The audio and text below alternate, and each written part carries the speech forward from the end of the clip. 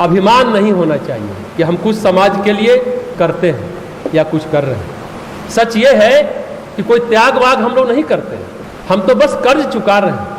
आप सोचते हुए कैसा कर्ज होगा?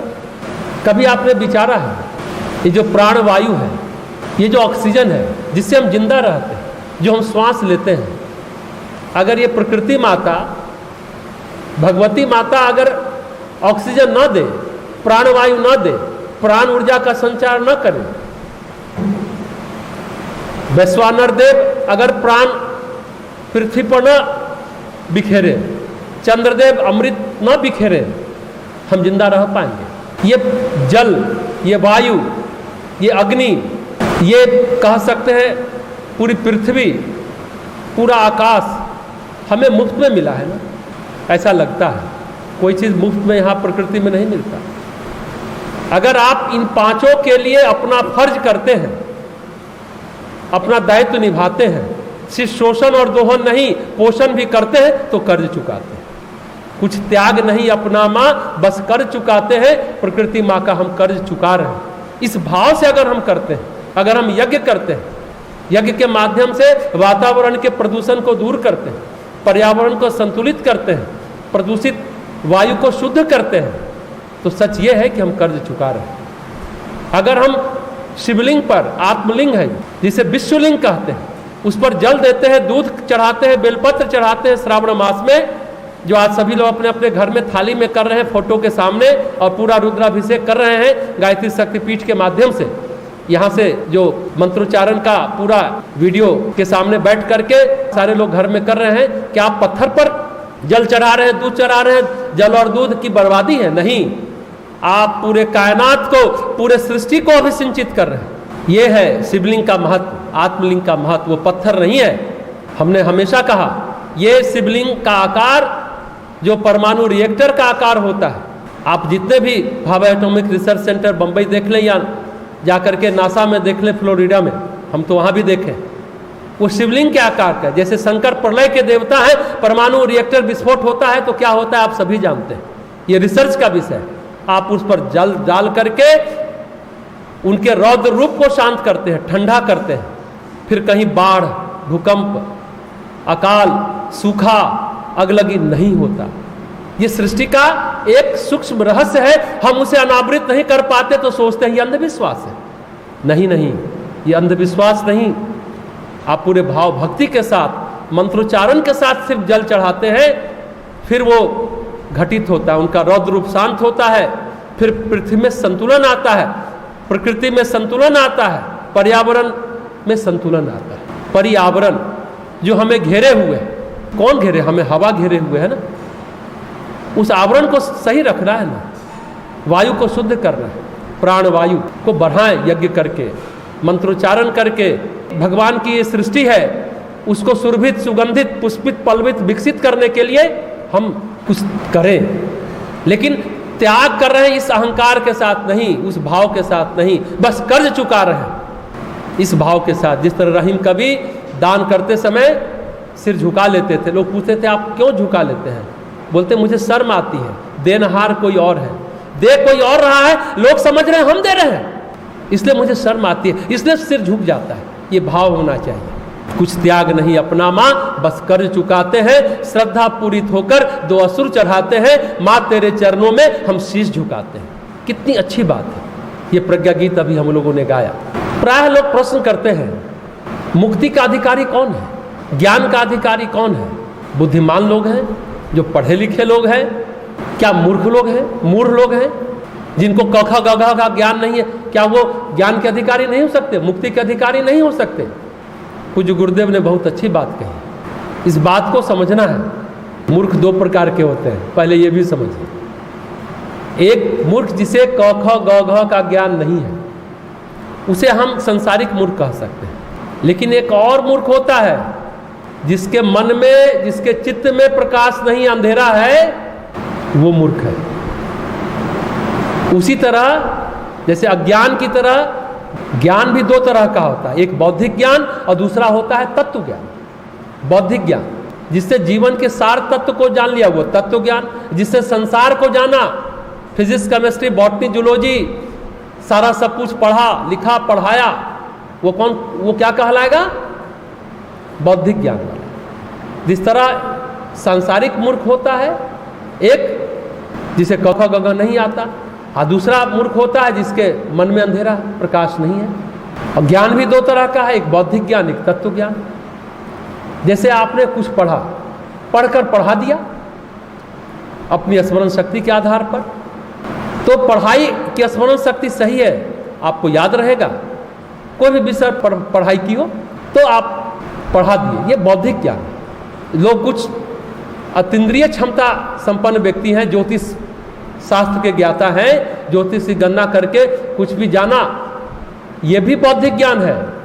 जिसने पूजा साधना कर सिद्धि प्राप्त कर ली, मंत्र को सिद्ध कर लिया, ये भी बौद्धिक ज्ञान ही है, ये तत्व ज्ञान नहीं है। क्योंकि ये जितने सभी ज्ञान है ये सांसारिक ही है ना, ये प्रकृति के अंतर्गत है। ये सब प्रकृतिगत ज्ञान हो, चाहे सिद्धि हो, शक्ति हो, किताबों की जानकारी हो, ज्योतिष शास्त्र की जानकारी हो, तंत्र शास्त्र की जानकारी हो, ये सभी ज्ञान जो है ना संसार में ही काम आ सकता है, संसार से बाहर काम नहीं आएगा। इसलिए सांसारिक ज्ञान है, यानी बौद्धिक ज्ञान है। मंत्र के बल पर कुछ लोग इलायची प्रकट कर देते हैं, पेड़ा प्रकट कर देते हैं, ये बौद्धिक ज्ञान है, ये और कुछ नहीं है। तो एक बात हमें भली भांति समझ लेना चाहिए कि ये सारी विद्याएं, सारे ज्ञान एक दिन हमें छोड़कर चली जाएंगी। ये विद्या हमें कर्मानुसार मिलती है, ये विद्या कर्मानुसार होती है। मेघनाथ ने ब्रह्मास्त्र पार्श्वपास्त्र को सिद्ध किया था ना, लक्ष्मण पर चलाया, परिक्रमा करके घूम के वापस लौट गया, घबराया मेघनाथ, ये कैसे हो गया, ये कैसे हो गया? ये तो अमोघ अस्त्र था। गुड़ बात है, मनुष्य को कष्ट कठिनाई उसके कर्म के अनुसार ही मिलती है। किसी विद्या से, किसी सिद्धि से, किसी अस्त्र से उसे कोई कष्ट नहीं हो सकता, कोई कष्ट दे ही नहीं सकता जब तक उसके कर्म में नहीं है। कर्म अगर उभरता है वो विद्या माध्यम बनेगा, विद्या से कष्ट मिल जाएगा। जब तक कर्म है, दुष्कर्म है, तभी तक दुख कष्ट कठिनाई है, और पुण्य कर्म है तो सुख समृद्धि है। यदि हम विद्या को सीखे क्लासरूम में बैठ करके हमने पढ़ाई की, विद्या सीखी, या हिमालय में बैठ करके विद्या सीखी, किसी साधु संगत में सीखी, है तो प्रकृति के अंतर्गत ही ना। ये सभी प्रकृतिगत ज्ञान है, तत्व ज्ञान नहीं है। बौद्धिक ज्ञान और तत्व ज्ञान का फर्क समझेंगे। यम और नचिकेता संवाद को देखें। यम नचिकेता संवाद कठोपनिषद में है, बहुत महत्वपूर्ण है। यम नचिकेता को कहते हैं, हम तुम्हें क्या क्या दे सकते हैं? स्वर्ग दे सकते हैं, अप्सराएं दे सकते हैं, ढेर सारे राजपाट दे सकते हैं, राज्य दे सकते हैं, बहुत कुछ दे सकते हैं, तुम मांगो। देखिए नचिकेता क्या कहता है, ध्यान से सुनेंगे। 2-3 भक्त हुए हैं। प्रहलाद हमें बहुत अच्छे लगते हैं, हनुमान जी तो भक्तराज है, लेकिन नचिकेता कितना सजग और सतर्क है, ज्ञानी भक्त है, इसलिए नचिकेता हमें बहुत पसंद आता है। नचिकेता कहता है, हमें वो चाहिए जिससे मुझे तृप्ति मिल जाए। भक्त प्रहलाद ने क्या कहा? मैं भक्त हूं, व्यापारी नहीं। मैं भक्ति का व्यापार नहीं करता, मुझे भगवान कुछ नहीं चाहिए, अगर देना है तो भक्ति दीजिए, भक्ति भक्ति भक्ति। तो भक्त प्रहलाद है। नचिकेता क्या कहता है? हमें वो चाहिए जिससे तृप्ति मिल जाए। क्या अप्सराएं, क्या स्वर्ग, क्या राजपाट मुझे तृप्ति दे सकते हैं? यम कहते हैं ये आत्मज्ञान, ये तत्व ज्ञान सुनने से नहीं मिलता कि गुरु ने सुना दिया, सुन लिया और तत्व ज्ञान मिल जाएगा। नहीं, न प्रवचन से मिलता है, न प्रवचन करने वाले को मिलता है, न प्रवचन सुनने वाले को मिलता है। ये ज्ञान तो जिसका वरण कर ले उसी को मिलता है। गूढ़ बात है, गंभीर बात है, सुनने से नहीं मिलता और सुनाने से भी नहीं मिलता। ये भली बात ही हम आप सबको समझना चाहिए जो YouTube लाइव पर देख रहे होंगे। ज्ञान ऐसे नहीं मिलता। भगवान ने भी गीता में कहा है, श्रद्धावान लब्धते ज्ञान। बुद्धिमान को ज्ञान नहीं मिलता, श्रद्धावान को मिलता है। चाहे वो क ख ग घ न जानने वाला मूर्ख हो या फिर जिसके चित्त का अंधेरा जा चुका हो, प्रकाश आ चुका हो, उसको ज्ञान मिलता है। वो श्रद्धा से ही आता है। भावना के शिखर को श्रद्धा कहते हैं। अभी तक हमारी अवस्था क्या है? हमने जन्म जन्मांतर का कर्म, हमने अपनी स्मृतियाँ, हम अपने संस्कार अपने चित्त में, अपने मन में संजोए रहते हैं। ये जो प्रकृतिगत ज्ञान पा रहे हैं ना, चित्त में जो ढेर लगा रहे हैं ना, इस विषय में एमए कर लिया, इसमें पीएचडी कर लिया, ये ज्ञान प्राप्त कर लिया, डॉक्टर बन गया, इंजीनियर बन गया, बहुत रिसर्च कर लिया, चित्त में ये भी ढेर है, कूड़े का संग्रह है। एक महिला को हम जानते हैं, वो अब नहीं रही, वो क्या करती थी, आसपास सड़क पर कुछ भी मिल जाए, लोहा, लकड़ी, डब्बा, शीशी, बोतल सब लाकर कमरे में रखती थी। इतना सामान वो कमरे में जुटा ली कि घुसे तो घुटन होती थी, चलना मुश्किल होता था घर में, जो जहां मिलता था बटोरती रहती थी, बटोरती रहती। हम लोग भी क्या कर रहे हैं?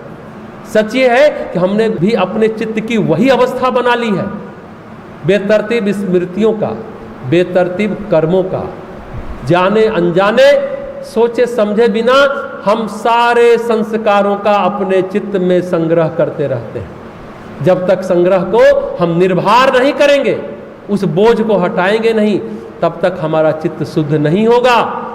तब तक न शुभ बचेगा न अशुभ बचेगा। निर्भर जब तक नहीं करते हैं, तब तक चित्त हमारा प्रकाश से नहीं भरेगा, अंधेरा भरा रहेगा। जब शुद्धता आएगी, स्वच्छता आएगी, जब परिमार्जन होगा, तब तत्व ज्ञान आएगा, तब ये घटित होगा। अभी भी गांव में हमको तो याद है, जब लकड़ी का चूल्हा होता था ना, लकड़ी जलाते थे, और लोग भी जानते होंगे, घर में पुराने लोग जो सुन रहे होंगे वो भी जानते होंगे कि मिट्टी का बर्तन होता था या लोहे का, एल्युमिनियम का बर्तन, मिट्टी का लेप लगा करके चूल्हा पर चढ़ाते थे, ठीक है ना, एक परत चढ़ाते थे बर्तन पर। ये लेप चढ़ा रहता था, खाना बनता था, चावल बना, फिर अंदर से पोंछ करके फिर दाल बना लिए। अगर कढ़ाई है तो एक सब्जी बनाए, फिर पोंछ करके दूसरी सब्जी बनाए। बाहर नहीं पोंछते थे, अंदर पोंछ करके सब्जी बनाते थे। अंत में जब खाना बन जाता था तो हम लोग क्या करते थे, माँ को देखते थे कि बर्तन को उतारती थी, फिर उसको साफ करके चमका के रख देती थी। उस दिन फिर उसको नहीं चढ़ाती थी, फिर अगले दिन चढ़ाती। क्यों मिट्टी का लेप लगाया जाता था, परत बर्तन पर चढ़ाया जाता था कि धुएं का लेप जो चढ़ेगा तो आसानी से उतर जाए। क्योंकि धुएं का लेप जो लगा, परत दर परत कितना धुएं की परत चढ़ती चली गई। जब सब परत अंत में एक एक करके जब वो साफ करती थी तो एक एक परत हटता था, अंत में मिट्टी की परत टूटती थी, तो बर्तन अपनी स्वाभाविक नेचुरल चमक में आ जाता था। यही हालत है इंसान की। जितनी विद्याएं संग्रहित करते हैं ना, बौद्धिक ज्ञान संग्रहित करते हैं, प्राकारांतर में चित्त में धुएं की एक परत चढ़ाते हैं, और जब चित्त को निर्भर करते हैं तो एक एक करके धुएं की परत उतारते हैं। इसलिए निष्काम कर्म करेंगे, अनासक्तिपूर्ण कर्म करेंगे ना, वो तब करेंगे तो फिर धुएं की परत कटती है, एक एक परत कटता चला जाता है। फिर हमारी जीवात्मा जो है, जो आत्मा का स्वाभाविक प्रकाश, स्वाभाविक सौंदर्य, नैसर्गिक सौंदर्य प्रकट होता है। तो कहने का अर्थ यह है कि संसार की विद्याएं कुछ होना, कुछ पाना सिखाती है, लेकिन अध्यात्म विद्या सब कुछ खोना सिखाती है और कुछ न होना सिखाती है। क्या इस तरह हम अपने जीवन का निर्धारण कर सकते हैं? जीवन की रीति नीति इस तरह से बना सकते हैं? अगर बना सकते हैं तो सचमुच मजा आ जाएगा, जीवन हल्का हो जाएगा, तनाव से, दबाव से मुक्त हो जाएंगे, निडर हो जाएंगे, निर्भय हो जाएंगे।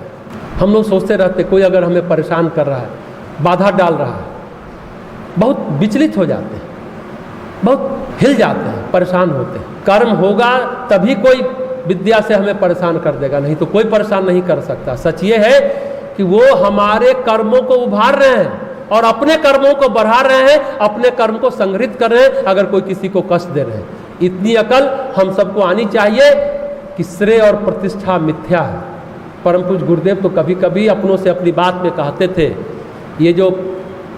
ये धन, मान, पद, यश, प्रतिष्ठा संसार में जो मिलता है ना, ये जीवन का अभिशाप है। आसानी से सुन लिए, इसको सोचेंगे तब समझ में आता है।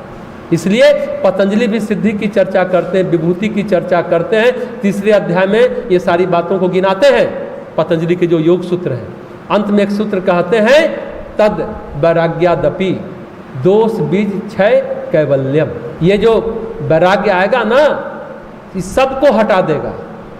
सभी विभूतियों से, सभी सिद्धियों से आप वैराग्य ले लीजिए, कर्म के बीज का ही नाश कर दीजिए तो कैवल्य होता है। कोई भी पद मिल जाए, यहाँ तक कि इंद्र का पद मिल जाए, ब्रह्मा का पद मिल जाए, विष्णु का पद मिल जाए, आप रहेंगे मूढ़ के मूढ़, पतंजलि कहते हैं। परम पूज्य गुरुदेव उसी बात को कहते हैं। कोई भी पद यहाँ विष्णु पद में मिल जाए, आप मूर्ख के मूर्ख है। मूर्ख की बात चल रही थी ना, मूर्ख को ज्ञान का, मुक्ति का अधिकार है या नहीं, कि सिर्फ बुद्धिमान को है। गुरुदेव कह रहे हैं कि आप रहेंगे मूढ़ के मूढ़। अटपटी है पर सच है। अब कैसे सच है इसको समझिए। बहुत लोग हैं अपने अपने क्षेत्रों में बहुत अच्छा काम करते होंगे, कुछ लोग उनको भगवान समझते होंगे कि ये तो भगवान है। 100 लोग, 50 लोग, चलिए 500 लोग, 1000 लोग उनको भगवान कहते हो। ब्रह्मा विष्णु महेश भगवान है, उनको 1000 नहीं, लाख नहीं, करोड़ लोग, 500 करोड़ लोग कहते हैं। 500 लोगों का भगवान और 500 करोड़ का भगवान, तात्विक दृष्टि से कोई अंतर नहीं है, तात्विक दृष्टि से कोई भेद नहीं है। लेकिन मस्खर ये है, मजे की बात है कि भगवान को कोई भगवान नहीं कहता, क्योंकि वो निराकार है, पर ब्रह्म है।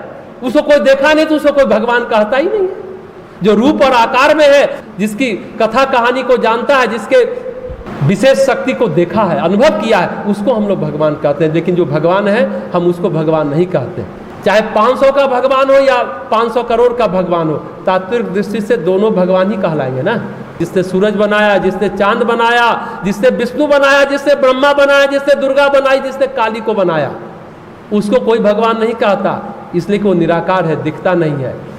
पर हमें उसे भगवान कहना चाहिए, पर हम उसे नहीं कहते, वो देवता है।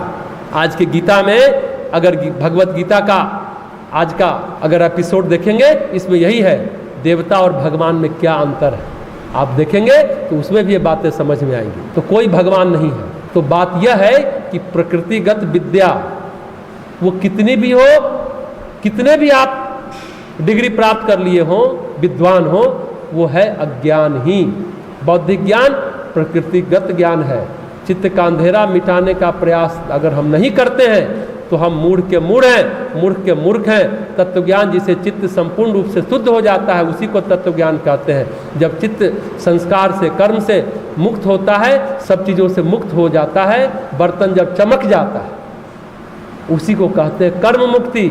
तत्वज्ञान पर काल यानी समय फिर से परत नहीं चढ़ा पाता।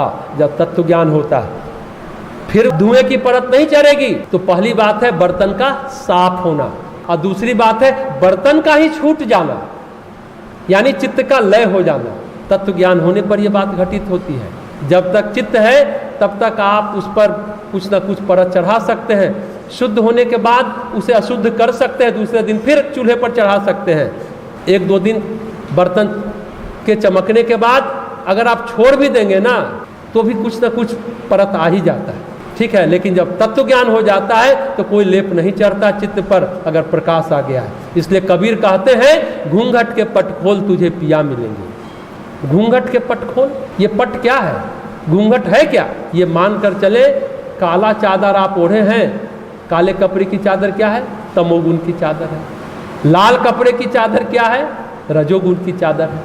लेकिन दोनों में चेहरा नहीं दिखेगा। घूंघट अगर है काले कपड़े की या लाल कपड़े की, तमोगुण रजोगुण है, तो दुल्हन का चेहरा नहीं दिखेगा, यानी जीवात्मा में प्रकाश नहीं आएगा। लेकिन अगर सतोगुण है, सत्वगुण कैसा है? झीना, बारीक, सफेद, चमकदार कपड़े डाल रखे हैं तो दुल्हन का चेहरा दिखेगा घूंघट के पार। लेकिन अगर घूंघट ही नहीं रहा, सतोगुण भी चला गया, तो आप उस दुल्हन को पूरी तरह देख पाएंगे। फिर वह दुल्हन अपने पिया को भी देख पाएगी और पिया भी दुल्हन को देख पाएगा।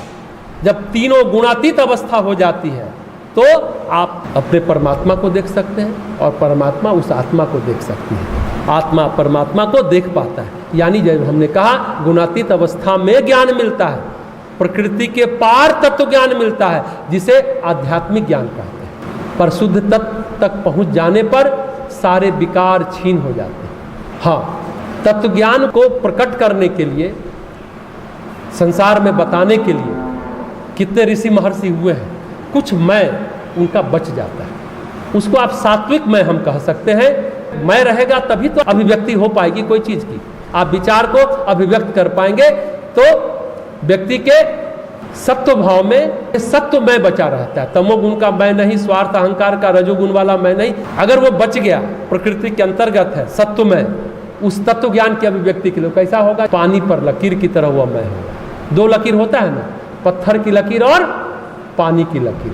पत्थर की लकीर अमिट होती है, लेकिन पानी की लकीर है और नहीं है, चली गई, मिट गई। पत्थर की लकीर पड़ गई तो पड़ गई, पानी की लकीर कितने देर तक पड़ी? पड़ी और नहीं भी पड़ी, पड़ी और मिट गई। तो क ख ग घ वाले को भी ज्ञान होता है, चित्त के अंधेरे को थोड़ा देर से थोड़ा ज्यादा मेहनत कर ज्ञान होता है, दोनों बातें। पर ज्ञान दोनों को होता है, क ख ग घ वाले को भी और किताबी ज्ञान वाले को भी। मूल बात है चित्त का साफ होना, चित्त का अंधेरा हटाना, चित्त में प्रकाश को भरना। एक धन्ना आजाद की कथा है भक्तमाल ग्रंथ में। तो मूर्ख थे, अनपढ़ थे, उनको भी ज्ञान हो गया, मुक्ति मिली। और शंकराचार्य तो पढ़े लिखे थे, उनको भी ज्ञान हुआ। कहते हैं कि बच्चे में ही परिपक्व लगते थे, ज्ञान इतना हो गया था कि उम्र दराज लगते थे शंकराचार्य। शंकराचार्य की बात आई है, एक बार सभी को वेदांत पढ़ा रहे थे, तो शिष्यों को बोले कि शुरू किया जाए। तो बोले टोटक को आने दो, अनपढ़ था, उसको संस्कृत नहीं आता था, लेकिन वो वेद के उपनिषद के ज्ञान में बैठ जाता था। तो बोले उसको आने दो। तो सभी शिष्य हंसे। शंकराचार्य देखे कि सब शिष्य हंस रहा है कि टोटक तो मूर्ख है, उसका इंतजार कर रहे हैं गुरुदेव। सब आपस में जो हंसे थे, तो टोटकाचार्य शंकराचार्य के कपड़े को साफ कर रहे थे बाथरूम में। वहां से निकले कपड़ा साफ करके और धारा प्रवाह संस्कृत बोलते रहे टोटकाचार्य। अब सभी शिष्य गुमसुम एक दूसरे को देख रहे हैं, अरे ये संस्कृत कैसे धारा प्रवाह बोल रहा है। अब बारी थी शंकराचार्य के मुस्कुराने की, सब लोग हतप्रभ थे। तो गुरु जब सदगुरु होता है ना, अंदर में जब प्रकाश भर देता है, तो ये बौद्धिक ज्ञान कुछ नहीं होता। टोटक के साथ यही हुआ। टोटकाचार्य हो या फिर धन्ना आजाद हो, सबको मुक्ति मिली, सबको ज्ञान मिला, जैसे शंकराचार्य को मिला। एक दार्शनिक हुए हैं इमैनुअल कांट, एक पुस्तक लिखी है उन्होंने, क्रिटिक ऑफ प्योर रीजन। उसका हिंदी में भी अनुवाद हुआ है, शुद्ध बुद्धि मीमांसा।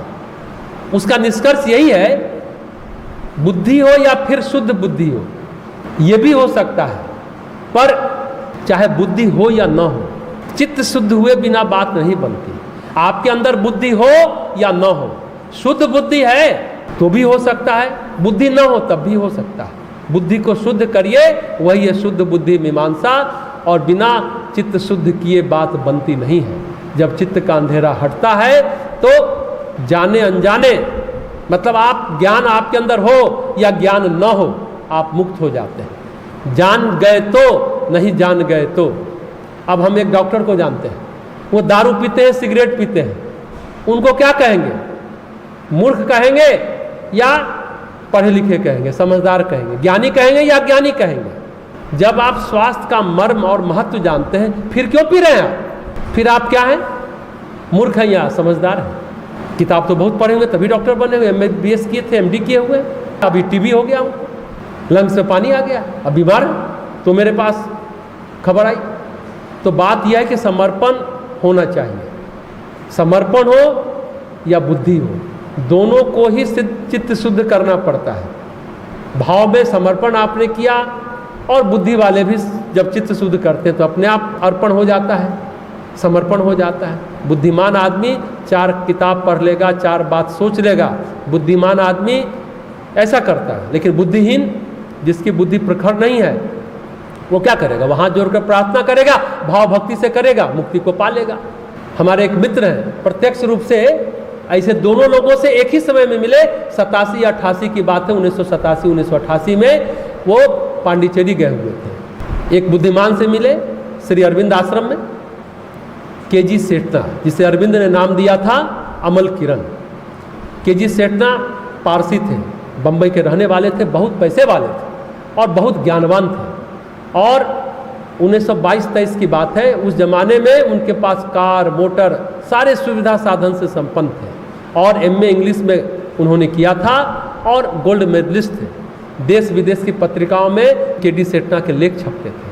अंग्रेजी साहित्य में कुछ गिने चुने लोग थे जिसमें उनकी बाद में गिनती होने लगी थी। और अंत में वो अरविंद आश्रम आए। कैसे आए जानते हैं? दुकान से उन्होंने जूता खरीदा, जूता का जो रैपर जो लपेट के कागज दिया उसमें अरविंद आश्रम के पत्रिका का लेख था। इतने प्रभावित हुए कि वो आश्रम पांडिचेरी पहुंच गए। हम भी जानते हैं गायत्री परिवार में अखंड ज्योति के पत्रिका में एक डॉक्टर थे, अब वो नहीं रहे। बोकारो में वो नशा करते थे, तो शराब पीने के साथ लोग चखना खाता है ना, तो चखना उनको अखंड ज्योति के ठोले में दिया और शराब पीते पीते चखना खाते खाते बदमस्त हो गए और सो गए। सच्ची घटना है, मेरे सामने की घटना है। वो बताते थे क्योंकि हम लोग कई साल मिलकर के काम किए। और सुबह जब होश आया तो उस ठोंगे को, उस ठोले को देखा और देखा कि अखंड ज्योति। उन्होंने पढ़ा, उसी समय सारे नशा को त्याग कर दिया। यह है अखंड ज्योति पत्रिका का महत्व। और जहां भी उनकी पोस्टिंग रही, एनिमल हस्बेंड्री पशुपालन विभाग के डॉक्टर थे, जहां गए उन्होंने यज्ञ कराया और प्रज्ञा मंडल महिला मंडल बनाया और पूरी व्यवस्था की और पूरे जीवन भर सेवा कार्य करते रहे, अच्छे विचारों को लोगों तक पहुंचाते रहे। तो के.डी. सेठना भी पहुंच गए श्री अरविंद आश्रम में। श्री अरविंद कहते थे कि अतिमानस अगर उतरा है तो दो व्यक्ति पर उतरा है, एक अमल किरण यानी के.डी. सेठना पर और एक नलिनी कांत पर, ऐसा कहा करते थे। तो सोचने की बात है कि उनके अंदर कितनी चैतन्यता होगी जो अतिमानस का अवतरण हुआ, सुपर माइंड उतरा उनके अंदर, ये बड़ी बात है। सेठना जी ने अपने जो हमारे मित्र पांडिचेरी गए थे 87-88 में, उनको वो घटनाक्रम बताए, बूढ़े हो गए थे उस समय, कि जब सावित्री बड़ा उत्कृष्ट ग्रंथ है श्री अरविंद का, लिखा जा रहा था तो रिवीजन के साथ साथ कई बार कई स्टेंजा कविता को उसमें मैंने लिखा, कुछ कुछ जोड़ देते थे। हमारे पास सुधार के लिए श्री अरविंद भेज दिया करते थे, तो हम उसको सुधारते थे और कभी कभी एक दो पैराग्राफ हम लिख देते थे कि स्टेंजा लिख देते। जब आदमी को ज्ञान हो जाता है ना, तत्व ज्ञान, तो अहंकार नहीं रहता। वो कहते कि उस समय जब हम लिखते थे तो हमें विद्या का अहंकार हुआ। जब एक बार श्री माँ सावित्री के अंश की व्याख्या कर रही थी, तो जब वो अंश पढ़ा गया जो के.डी. सेठना ने लिखा था, तो उस समय रुक के बोलते, माता जी ये मेरा लिखा हुआ है। श्री माँ ने कहा, एक बात पर विचार करना, क्या श्री अरविंद को तुम्हारे लिखे की आवश्यकता थी उसकी कविता पुस्तक में? सेठना जी ने हमारे मित्र को कहा, उस दिन मेरा बौद्धिक अहंकार गल गया, उतर गया।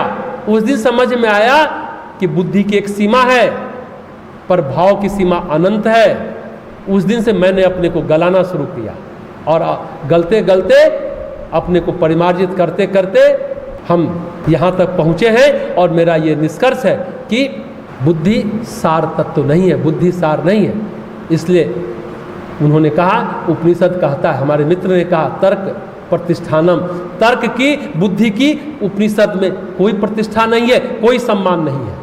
वकील तर्क करते हैं ना, दोनों तो तर्क ही करते हैं, एक पक्ष में कर देते हैं, थोड़ी देर बाद विपक्ष में कर देते हैं। तर्क को इसलिए बेश्या भी कह देता है लोग, कभी इधर बैठती है, कभी इसके गोद में, कभी उसके गोद में। तो ये स्तर है तर्क की, उसकी कोई प्रतिष्ठा कोई इज्जत नहीं है। तर्क करते रहिए। तो तर्क बुद्धि का जो है वो सार नहीं है। अब जो सेठना जी अरविंद आश्रम में रहते हैं, दुनिया के बड़े बड़े साहित्यकार उनसे अभी भी आते हैं, अपने अपने किताब का रिव्यू कराने के लिए उनके पास भेजते हैं। तो 1987 की बात है, पर वे कहते हैं बुद्धि की कितनी सीमा है और बुद्धि कितने आड़ी आती है तत्व ज्ञान को प्राप्त करने में। अहंकार होता है ना, मैं कराता है, मैं ये जानकार हूँ, मैं ये जानता हूँ, मैं ये कर लूँगा। ये बुद्धि, ये मैं, ये अहंकार तत्व ज्ञान में बहुत बड़ी बाधा है। तो बुद्धिमान से मिल लिए हमारे मित्र, अब बुद्धिहीन से मिलने गए। उनका नाम है गंगाधरण, उसी आश्रम में रहते हैं, एक बड़े कमरे में रहते थे। उन्होंने बताया कि जब मैं पांडिचेरी आया था उस समय 12-13 साल का रहा हूँ, 1922-23 की बात है। वो कहते हैं श्री अरविंद उस समय मिला करते थे। उसके बाद श्री अरविंद के पास गए, पढ़े लिखे नहीं थे, कि उन्होंने कहा हमारे दोस्त को कि मुझे तो तमिल आती थी और पांडिचेरी में तो तमिल ही बोला जाता था, मद्रास साइड में, क्योंकि मछुआरों का क्षेत्र है, मछुआरों की बस्ती है, गुंडागर्दी करना, शराब करना, कहा जाता है कि वहाँ का यही धर्म था। तो बोले कि जब मैंने श्री अरविंद को प्रणाम किया, श्री माँ और श्री अरविंद बैठी थी, पूछा श्री माँ ने कि क्यों आया हूँ? तो उन्होंने कहा गंगाधरन ने कि मैं तो गरीब हूँ, पढ़ा लिखा नहीं हूँ, लेकिन मैं रोटी खाने नहीं आया हूँ। हाँ, लेकिन मैं क्यों आया हूँ मैं नहीं जानता, मैं रोटी खाने लेकिन नहीं आया हूँ, गरीब जरूर हूँ। श्री अरविंद घूम करके श्री माँ को क्या कहते हैं, this chap is ready for our yog, ये लड़का हमारे योग के लिए तैयार है, जो अनपढ़ है, जो गरीब भी है। ये पहला वाक्य उन्होंने कहा। ड्यूटी कहाँ लगी? गाय का गोबर उठाने में, पशु पालन में लगा उनकी ड्यूटी, गोबर उठाने की ड्यूटी लगी। कुछ दिनों तक करते रहे, लेकिन वो बीमार थे। कमरा मिला उनको बहुत सबसे ऊपर वाली मंजिल पर। अब पेशाब करने के लिए भी उन्हें नीचे उतरना पड़ता था। बीमार थे, गरीब थे, सही ढंग से इलाज नहीं हुआ, अच्छा भोजन नहीं मिला, प्रॉब्लम हुआ।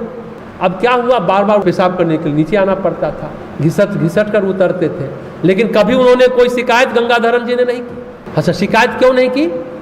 वो बोलते हैं कि जो कुछ हो रहा होगा मेरे हित में हो रहा होगा, इसलिए उन्होंने शिकायत नहीं की। बड़ी बात है, हम लोग शिष्य हैं, हम लोग को एक एक बातों पर ध्यान देना चाहिए कि शिकायत नहीं की। हो सकता है इसमें मेरा कुछ कल्याण ही छिपा हो, कष्ट है, बार बार घिसट घिसट करके पेशाब करने के लिए 4 मंजिल से नीचे उतर रहे हैं, क्योंकि शौचालय नीचे था। अब श्री माँ एक दिन टहलते हुए आई, पूछे यहाँ कौन रह रहा है? लोगों ने कहा गंगाधरन। श्री माँ ने कहा क्या वो मनुष्य या पशु है?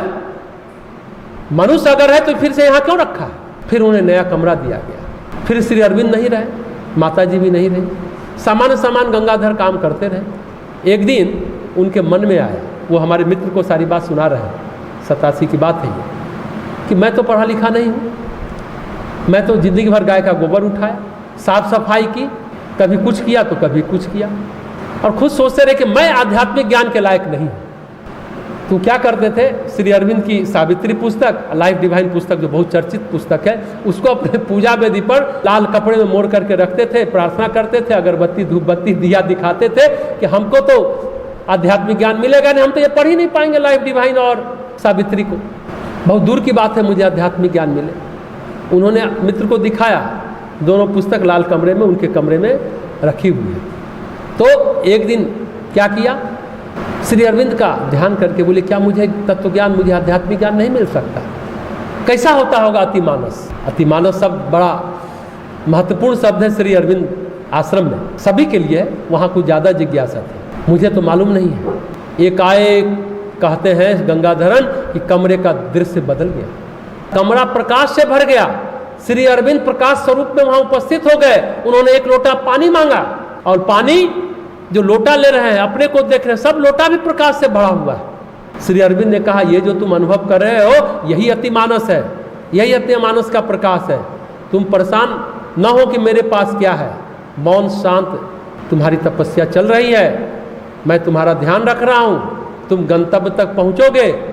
पढ़ा है या नहीं पढ़ा है इसका कोई अर्थ नहीं होता, अपनी यात्रा पर चलते रहने से ये अनुभूति मेरे को हुई। कोई सपने में नहीं थे, मैं तो चल फिर रहा था, अब मुझे सब दिख रहा था, और ये रात भर ये अनुभूति होती रही अतिमानस की। ऐसा गंगाधरन ने हमारे मित्र को कहा।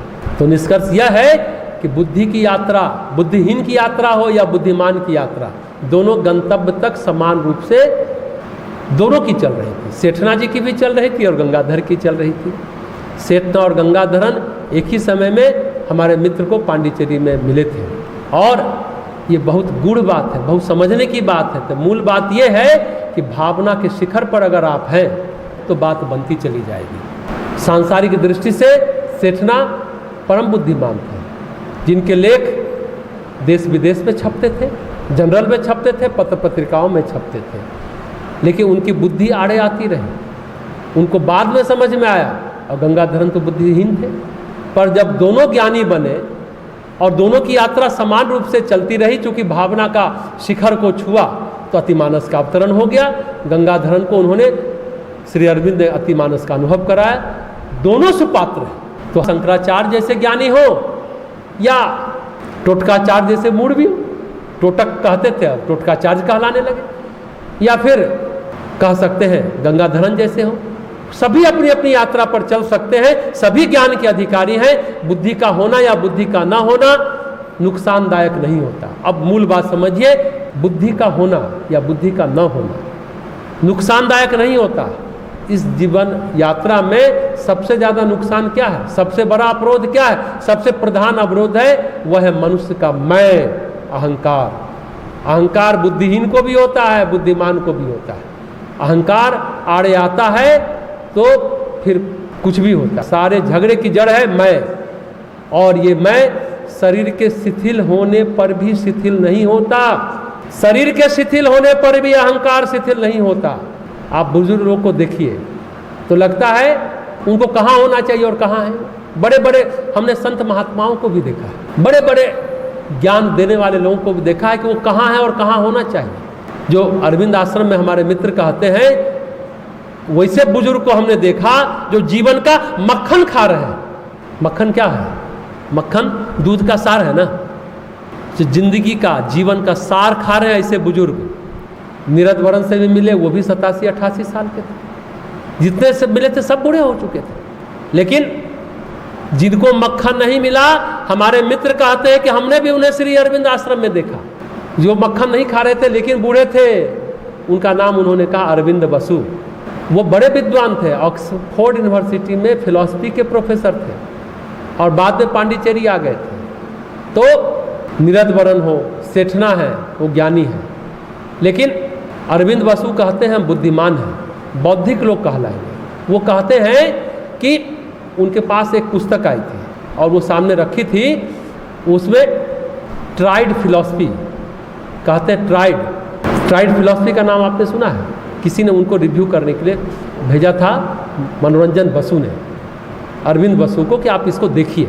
ट्राइड फिलॉसफी का नाम ये कश्मीर का फिलॉसफी है। और हमारे मित्र भी 40-50 हज़ार किताब पढ़े हुए थे, तो उन्होंने उस ट्राइड फिलॉसफी के बारे में बताया। त्रिग दर्शन के रूप में वो जाना जाता है, ट्राइड फिलॉसफी। अभिनव गुप्त की चर्चा हमारे मित्र ने की, कश्मीर का ये फिलॉसफी है। तो उन्होंने कहा कि हमारे यहाँ जो दार्शनिक हुए हैं, भारत के दार्शनिक और विदेश के दार्शनिक में क्या फर्क है? विदेश के दार्शनिक का जो दर्शन है वो विचारों और कल्पनाओं में है, लेकिन अपने यहाँ जो दर्शन है वो अनुभूति का विषय, अनुभव किया तो बताया। अभिनव गुप्त विद्वान थे, तांत्रिक भी थे, और उत्तरिक दर्शन को लिखे, ट्राइड फिलॉसफी। तो अरविंद बसु को बड़ा अच्छा लगा, अरे ये व्यक्ति तो बड़ा अच्छा बात कर रहा है। बोलते आप वहाँ क्यों रहते, यहाँ आ जाइए ना।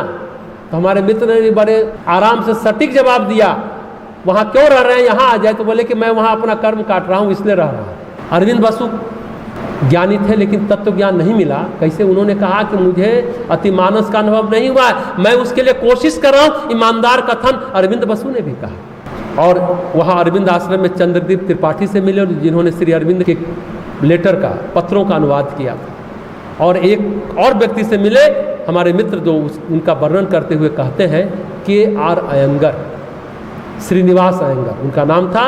उनसे मिले, वो 3 यूनिवर्सिटी के वाइस चांसलर रहे थे, और उस्मानिया यूनिवर्सिटी, कलकत्ता यूनिवर्सिटी, सब 3 यूनिवर्सिटी से रिटायर हुए। उन्होंने श्री अरविंद की कॉम्प्रिहेंसिव बायोग्राफी भी लिखी, एक काव्य भी लिखा, गीतायन। जैसे रामायण है वैसे उन्होंने, अयंगर साहब ने गीतायन किताब भी लिखी। और बोले वो वहाँ क्या काम करते थे, आप सोच नहीं सकते कि वो वहाँ क्या काम करते थे। 3 यूनिवर्सिटी का वाइस चांसलर, पूर्व वीसी। पहला काम करते थे वो बताए हमारे मित्र को, एक तो बुक स्टॉल में हम बंडल बांधते हैं, और दूसरा डाइनिंग हॉल में जहाँ भोजनालय है, टेबल है, वहाँ हम जूठे बर्तन उठाते हैं, उसको साफ करते हैं। एक अयंगर साहब भी है, श्रीनिवास अयंगर। बोले ये पढ़ने लिखने से कुछ नहीं होता। बोले कृष्ण भगवान ने भी युधिष्ठिर के राष्ट्रीय यज्ञ में इतने देवी देवता ऋषि आए, उनका जो है जूठे बर्तन साफ की, हम भी करते हैं, शायद कुछ भला हो जाए। वो भक्तों के जूठे बर्तन धोते थे भगवान श्री कृष्ण, हम भी धोते हैं। तो कहने का अर्थ है, जीवन का सार यही है कि अपने अहंकार की लीला को क्या हम देख पा रहे हैं और उससे मुक्त हो पा रहे हैं। पहले तो अहंकार की लीला दिखाई नहीं देती, चित्त में इतना अंधेरा, इतना घना अंधेरा होता है कि अहंकार देखे नहीं देता। अहंकार की तुष्टिकरण को आज का मनुष्य अपनी उपलब्धि समझता है। अब अहंकार का तुष्टि ही आज का इंसान अपनी उपलब्धि गिनता है, अपनी उपलब्धियां गिनता है। संसार की उपलब्धियां जीवन का सार तत्व तो नहीं है। जीवन का सार तत्व तो है चित्त की मलिनता के बोझ से मुक्त होना। चित्त की मलिनता के बोझ से मुक्त होना। बोझ बहुत है ना, बहुत परत चढ़ा हुआ है ना। चित्त की मलिनता ही वास्तविक बोझ है जीवन की, और उससे मुक्त हो जाना ही जीवन का सार तत्व है। इसलिए अहंकार की लीला को देख पाना बड़ी बात है। और जब संसार निरर्थक हो जाता है, तब चित्त का अंधेरा अपने आप चला जाता है। सब सोचते हैं ना कि कैसे जाएगा अंधेरा, कौन सा योग करे, प्राणायाम करे, कौन सी विधि अपनाए, कौन सा विद्या को सीखे। कुछ नहीं, जिस दिन संसार निरर्थक लगता है चित्त का अंधेरा अपने आप मिट जाता है। अंधेरा छटने के लिए समय नहीं लगता। अब जैसे कोई कमरा बहुत दिनों से बंद है, मान लीजिए 1 साल से बंद है, 1 साल से अंधेरा है, उसमें आप प्रकाश एक बल्ब जलाइए, कितना सेकंड लगेगा, कितना पल लगेगा अंधेरा को छटने में? 1 पल। बरसों का अंधेरा 1 पल में छट जाता है जिस दिन संसार निरर्थक लगने लगता है। 1 बल्ब जलाएंगे, कमरे में अंधेरा नहीं रहेगा, 1 क्षण 1 पल में चला जाएगा। तो जिस क्षण संसार निरर्थक लगने लगेगा, 1 पल में जीवन का सार यानी जीवन का मक्खन मिल जाएगा। बस कैसे होगा? वही बात है, विवेक और वैराग्य या फिर गुरु कृपा, 2 ही बात है।